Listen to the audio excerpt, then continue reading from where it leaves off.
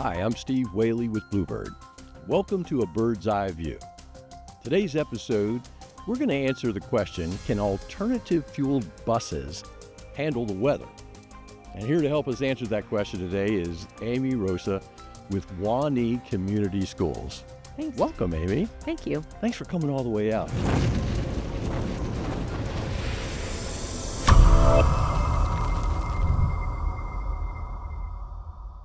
How was the trip? Great trip. So glad to be here. All right, terrific. All right, so give us a little background on you and Wa-Nee. How long have you been in the student transportation business?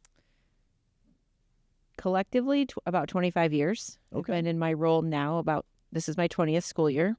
Prior to that, in the late 90s, I started school bus driving. So that was my first love. Okay. Came from the banking industry to drive a school bus, spend more time with my children.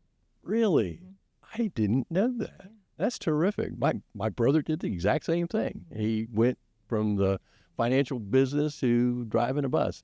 I didn't think he'd make it, but 12 years into it, he's doing great. My favorite All right, job. so we go from a driver. What made you aspire to more?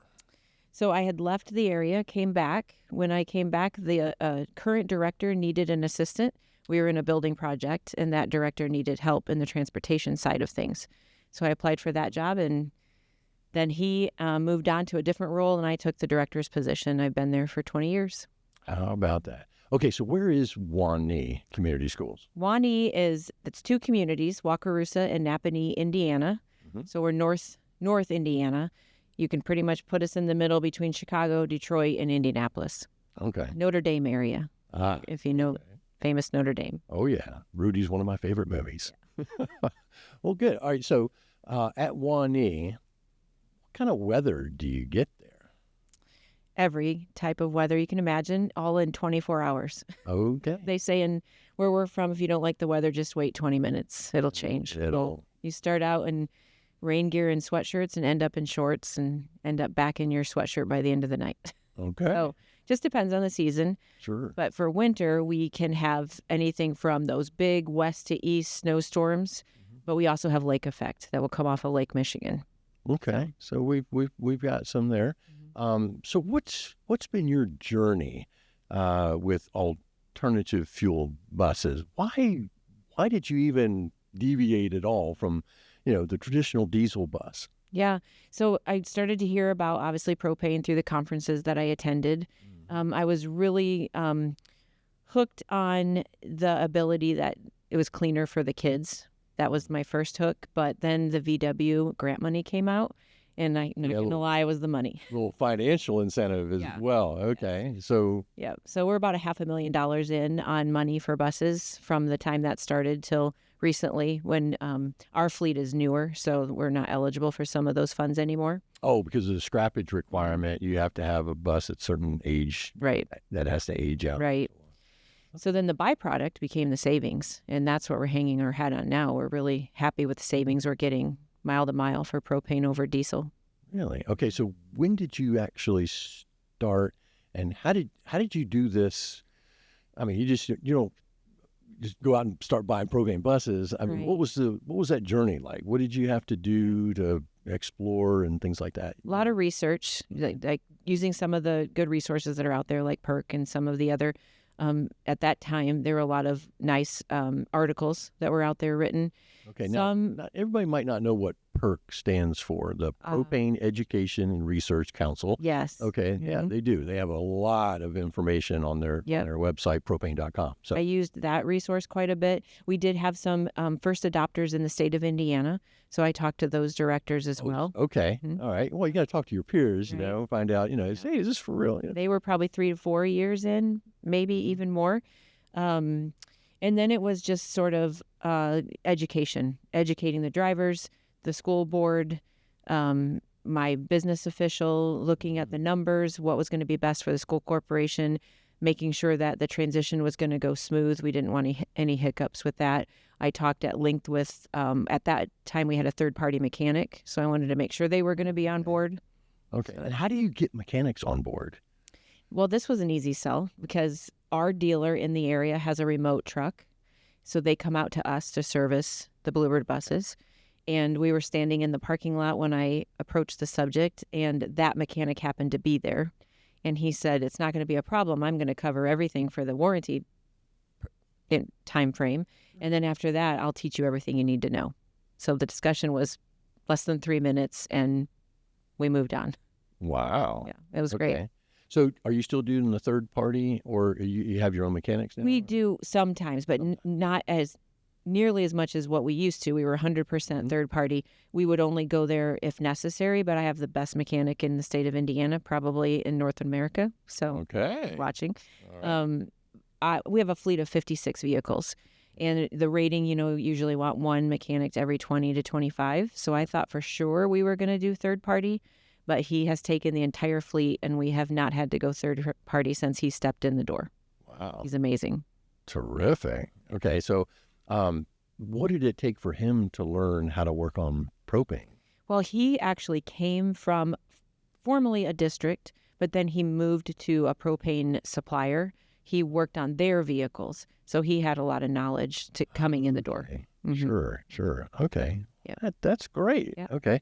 So, all right. So you've done your research, and okay, we're going to pull the trigger on this. Everybody's kind of got some buy-in now, from the financial side, from the driver's side, and then from the mechanic side.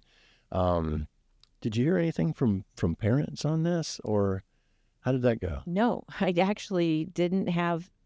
We didn't even have to do a lot of education even with parents. Really? The transition was so seamless from diesel to propane that other than the fact that it was the green bird, and even then parents didn't even notice that. And the best part was when we started to say, oh, we are running propane, rather than, oh, we're going to. But when they realized we already were running propane, when they started to hear, bits and pieces and articles, and they started to ask us, hey, have you ever considered? Oh, yeah. There it is. We're doing it. Yep, we're on it's top already of it. there. They Yeah. can have it. Well, people understand, propane from several different things. When you go into a big warehouse, all the forklifts are on propane because, diesel and gasoline will, hurt you. But it's cleaner. So it's been doing that for decades. But, the one I like the most is most people have a grill, on the back patio, and they have a propane, and they let it touch their food. So yeah. If it's that clean, let's run it in the buses, and of course it's a little bit quieter too, which helps with the communication on the drivers and the students. I sent out the Mythbuster episode. Have you ever seen that with propane? Oh yeah. That it's not going to blow up if you shoot it like Jason Bourne did in his movie. Oh yeah. And James Bond too, and all. Yeah. Okay. So, Hollywood's Hollywood, but we're in the real world. Right. Yeah. Very safe. And don't forget to check out the new Bluebird merch store. We've got hats, wearables, even plush buses. You can check it out at the URL here listed. So what did it look like when you got your first? Was it one or? 4. 4. Yep, we buy 4 buses a year. Okay, with a fleet of 53. Yeah, 10% is a pretty common replacement rate. So they showed up, and drivability no different. The drivers weren't seeing any problems with that. Fuel wise, we contracted with an incredible fuel provider at that time. They set the tanks. We ran electric and internet to it, and it just was seamless. The fueling was great. They even created the cards for the drivers, and they did the training. Oh, so the fuel management system was there just like for it was attached to the side of the propane tank. They literally dropped it off one day and hooked it up. How about that? Yeah. Well, we can build a bus that can run on any energy, if we wanted to. But the real kick is, can you get that energy inside the bus? In a time frame that works for the duty cycle, and does it have the range? Speaking of range, how far do you go on your propane buses? So we're North Indiana. We go all the way south of Indy. We've been over to Cedar Point, Six Flags. All right, I'm geographically challenged. So how far are these things? Past Chicago, past I guess Ohio, the Sandusky area. Okay. So 200 miles out and back. Okay, so 400-mile range. Yeah. You're making it happen. Yeah. Okay, so even trip buses, right? work for propane too then. Yeah, we've only had one trip since I started and took delivery the 2020 that we actually sought out a fueling station. And when it came down to it, we really didn't need it. Not just the one at your place Right. that your propane provider set up for you. Yeah, was there a capital expense involved with that other than the site prep? Just the site prep and under $5,000 to do the electric and the internet. Okay. Yeah. Now, since then, we've built a garage and I have a giant propane tank that I take 9,000 gallons of propane at a time now. So we've Now, graduated. Why do you do that? For bulk. You mean why do we have a big tank? Yes, Yeah. we're saving tons of money through bulk propane purchase. Okay, so the more you buy, the cheaper it is. And Should have brought my invoice. Yeah. 88 cents a gallon invoice for 9,000 gallons was my last delivery. Wow. Yeah. Okay, It's driving savings costs for sure. no doubt. So you're achieving the financial sustainability of these buses, but you're also achieving the environmental sustainability of it. So it's that win-win thing here. Right. Okay. Yeah. All right. So I heard a story about that weather we talked about in Indiana that changes, every 5 minutes or so. But there was a story about when it got really cold during the school day. Tell me about what happened. Well, without throwing any of my fun colleagues under the bus, we did have a day where maybe everyone doesn't know that the superintendents talk about closures. So they have a little group text, I think, and they kind of make decisions together based on and also because of what they're seeing. Sometimes fog in our area rolls in from the south or the west and east. So I think they had committed that we were all going to school on a certain day.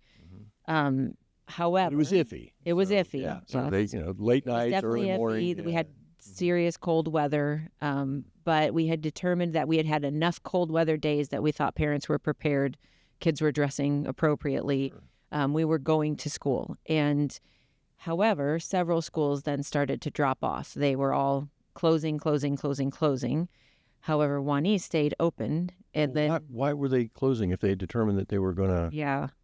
Later, we found out that not all the fleets were running, but ours was. Oh, so the diesel buses were having difficulty The normal, starting. Yeah. Because it was really cold. Then. Yes, yeah. Some of the normal things that weather does to diesel that we used to have to deal with that we don't anymore. You don't deal with it anymore? Not as much. Obviously, my fleet is changing. So Okay. So propane buses were starting in that cold weather. we went to school that day.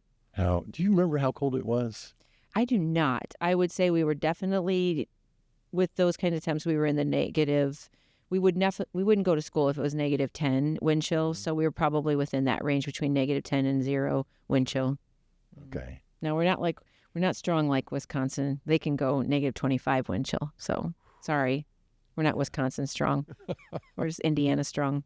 we have a little contest on YouTube and with drivers going out to buses and reading the temperature and then starting the Yes. bus, and I like the one that's minus 41 degrees. Yeah. And the driver goes out and he films the whole thing, and he's even doing it without gloves on. And I'm going, what? Yeah, humans are made better some other places. Yeah, but and starts it up at minus 41. No block heaters, and this propane loves the cold. The cold weather. Yep. Now we can do the heat too, but really like the cold. We just need to get our people as prone to the weather as our buses are, so we can keep going to school. There you go. So Wa-Nee on this particular day got to keep the doors open. So you have happy parents because they don't have to make the adjustment for childcare and things like that. You have happy superintendents, but were the teachers happy too? The teachers are happy in June. Okay, so they don't get another day added on to the year, so that makes them happy. Right. So you get to be the one who makes everybody happy. Well, I don't know about everybody happy, but I do have a goal of staying in school. That is our job. And I always say if the roads are clear and the buses are running and the schools are warm, we should be in school. And that's our goal. We want to be in school. We need to keep the education wheel turning and get everybody, because once you get past a certain time in the spring, obviously kids are ready to go. We want to keep them in while their curriculum is flowing when it's supposed to flow. Sure. Yeah.